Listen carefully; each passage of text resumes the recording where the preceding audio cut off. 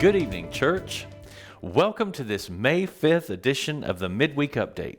It is a beautiful day outside, and the building is buzzing with people everywhere today. We have men working out in the foyer. We have a roof crew that's repairing the roof over the new foyer. AP testing is going on in the dining hall over there, and Faith Bible Institute is going on in the library back behind me. There's lots of work going on here, in addition to the regular hustle and bustle of the church office. Let's talk about Sunday. Sunday was a great day. We enjoyed having Brother Alan Haygood back with us to fill in for Brother Scott while he's away. We had 181 in attendance. It was a great attendance, and had a great offering of $15,487.11. We also had a wedding shower Sunday afternoon for Jonathan Crane and Amanda Maneri. Their wedding is coming up very soon. It'll be on Saturday, May 22nd, out at the Mullins Farm at 6 o'clock in the evening. That's out on Summer Sweet Trail, and the entire church is invited to attend. So it's going to be a great day out there. We're going to have the church's tent out there, and a very, very nice day. Please pray for good weather. We don't want any rain. If it rains, we will have it here at the church. But there's a lot of effort going on to get it to happen out there at the farm. So please pray for good weather on May 22nd. We have AP testing going on out in the multipurpose building. Lake Hamilton Schools uses our facilities to conduct their advanced placement testing for their high school students each year. This allows these gifted students to have a quiet, uninterrupted atmosphere to take these federally standardized tests, which will determine if they receive potential college credit for their efforts. During the testing times, please do not enter the multipurpose building. The federal government is very strict on the administration of these tests, and any large interruption can cause these students to lose credit for the test. So please don't go into that building while the testing is going on. If you need to enter the multipurpose building, please check with Gina in the office first to make sure that there are no tests going on at that time. Test times vary each day, but most of them should be completed every day by 4 o'clock p.m. Our Extension Get Fit classes will finally be able to meet again after a long hiatus due to COVID restrictions. The class was to begin this week, but due to the AP testing, the classes will now begin on May 17th at 9 o'clock a.m. If you'd like to be a part of Get Fit, which focuses on strengthening your core and promoting good balance, please contact Wynn Williams or Allison Crane. These classes are not just for ladies. There are men involved in Get Fit classes all across Garland County. Men are welcome at the Center for Get Fit too. So if you would like to strengthen your core, they're very easy exercises that anybody can do, and they do help strengthen your core and help you regain balance. And so they're very good for that. And you can, again, see Wynn Williams or Allison Crane for more information. The Foyer Project is really coming along. I was going to have some pictures for you, but really there's not much to see as far as, there's a lot being done, but it's kind of hard to tell it in a picture. Some demolition is still underway, but reconstruction is beginning. A couple of land beams have already been placed, and the joint between the foundations is being put together. Lighting plans have been done, and wiring is beginning, as well as the heat and air ductwork. All those things are beginning to take place. They're just things you just don't really see very well in a picture. We also, we have had so many volunteers who have come every day to work on this project, and we just want to say thank you so much for everybody who has come out and put in so much effort. We've even had people who are guests of our church who have not joined our church, and neighbors, friends, whatever, that have come by and have actually helped work on this project. And so there have been a lot of people over there working, and we just want to say thank you to everyone who has helped us thus far. If you'd like to be a part of the process, just show up. Work is being done nearly every day, Monday through Friday, sometimes on Saturday, around 8 o'clock. There's sometimes also an evening crew. So if you would like to be a part of it, just show up. There's plenty of work left to be done, and we will find you a job you can do. There'll be a special work day on Friday, this coming Friday, where we will need all hands on deck. The steel beams will be here, and we will need as many people as possible to help set those beams in place. They should weigh in around 400 pounds each. And so we if we have lots of people lifting, that's really not that heavy. It's not too bad if you get several people on the beam. It won't be a problem at all. So come one, come all at 8 o'clock on Friday morning. If you can be here at all, please do, and it will help. All right, now let's look at some prayer requests. In the way of prayer requests, please keep Teresa Sperlin in your prayers. She's basically bedridden right now and is having a lot of pain on her left side, and she's having difficulty moving with that. So please keep her in your prayers. Also remember John Wheeler in your prayers. He is home under hospice care due to his cancer, but he's still the same old John. He's such a joy to visit with. I love going over there to talk with him. He knows for certain that heaven is awaiting him and he is at peace. But keep him in your prayers. Also pray for Russ and Ann Wilson. Their property was hit by a tornado in the storm Monday night. They're fine. Their home is fine.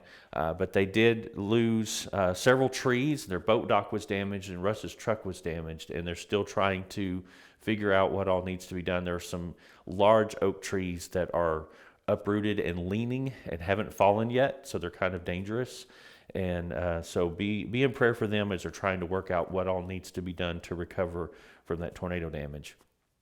Continue praying for Roy Weatherford. They've been working with his medications, trying to get that all balanced out and get him back on his feet. So pray for him, keep him in your prayers, and the doctors, nurses, and those health professionals that are working with him trying to get that worked out. Miss Etha had to take Bill Driggers to the hospital today. They think the issue that's going on is his pacemaker, but they're still trying to figure out for sure, and they're making efforts to address it. But keep Miss Etha and Bill in your prayers. Also pray for Brother Scott and Esther as they travel back from Pennsylvania this week. Pray for traveling grace for them. They've had a great time up there with their girls, and we just want them to get back home safely. Now it's time for a word from the Word. Philippians chapter 4, verses 6 through 7. My Bible here is a modern English version. I kind of like the way it reads, but you can read from your version if you have a different one. Philippians chapter 4, verses 6 and 7 says, "Be anxious for nothing, but in everything, by prayer and supplication with gratitude, make your requests known to God. And the peace of God, which surpasses all understanding, will protect your hearts and minds through Christ Jesus." Peace is something that everyone longs for. You hear everybody say, "Oh, I want world peace." Well, there's world peace, and there's national peace, peace in your country. There's peace in your neighborhood that people desire. There's peace for your family. But the peace that is needed more than any other is peace in your own heart. In fact, all the other levels of peace only become truly possible when the citizenship of each family, of each neighborhood, of each country, of the world itself, when those citizens have peace in their own hearts, individually. So where does this peace come from? Well, true peace, and peace you have to understand is not just the absence of war. True peace comes from a close, abiding, walking, living relationship with Jesus Christ. Such relationship is not the norm in our world today, and that's why there's so little peace in our world. Anxiousness is the direct opposite of peace, and we live in an anxious world. So true peace is not the absence of war. True peace is the absence of angst. And Paul tells us to be anxious for nothing. As children of God, we have no need to harbor angst in our hearts. The Lord already knows our needs. He knows our beginning from the end. So we're told simply to go to God with all of our issues. We are to make our requests to God directly through prayer and supplication.